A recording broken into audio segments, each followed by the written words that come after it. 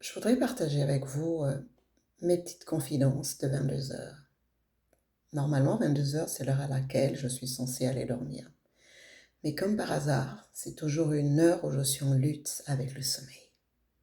Et comme je déteste rester sans rien faire, et qu'il y a plein de choses qui me traversent dans la tête, j'ai pris l'habitude de marquer plein de choses dans un petit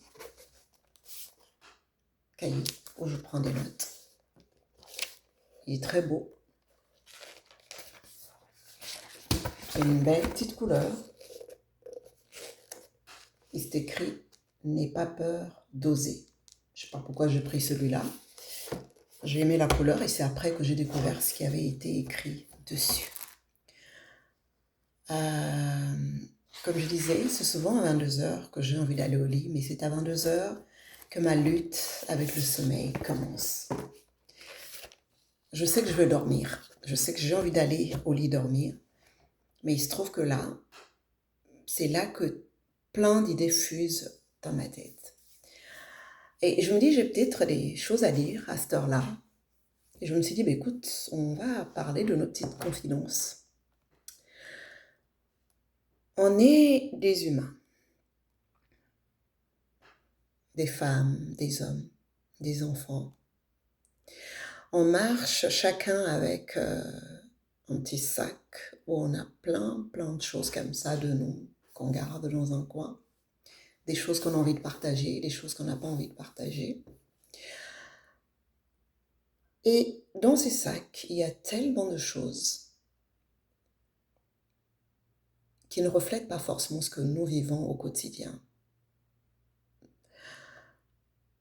Moi, je suis quelqu'un de très posé, de très calme. Je suis très observatrice, très à l'écoute. Je suis toujours disposée pour les autres.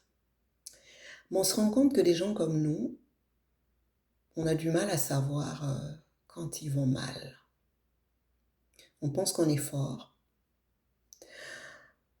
Parce qu'on pense le temps à répondre aux gens, oui, ça va, oui, ça va. Inconsciemment même, on oublie nos problèmes pour dire oui, ça va, oui, ça va. Jusqu'au jour où tu rencontres quelqu'un qui te dit bonjour, ça va? Tu dis oui, ça va. Mais la personne insiste en disant ça va vraiment? T'es un peu choqué quand tu sais tout ce que tu traverses. Et parfois, c'est pas forcément ton entourage proche. Parfois, c'est quelqu'un d'assez loin, mais qui perçoit, qui a peut-être un certain discernement, qui comprend que la personne en face ne va pas très bien, malgré le oui, ça va. Et une fois que tu as senti que cette personne a percé ce côté-là, on a comme l'impression qu'on t'a enlevé tout un poids. Même si tu n'arrives pas à lui dire tout ce que tu veux, mais à ce moment, tu reconnais et tu avoues que ça va mal. Et ça se décharge. C'est là où tu comprends qu'il est important que l'entourage apprenne à percevoir ce qui se passe dans la vie des autres. Parce que ce sont les premiers concernés en fait. Je ne parle pas forcément pour moi, je parle en général parce que c'est des situations que je vis, que je vois au quotidien avec les personnes autour de moi.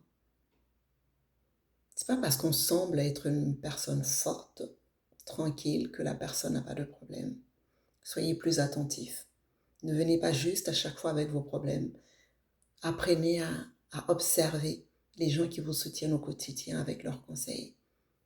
C'est des gens qui gardent beaucoup de choses.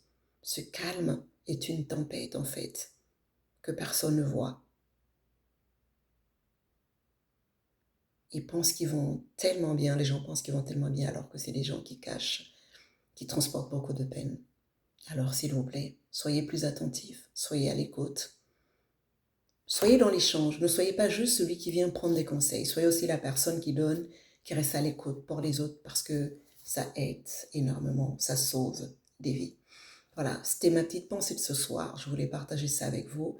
Je vous souhaite une très bonne nuit et on se dit à très bientôt. Bye.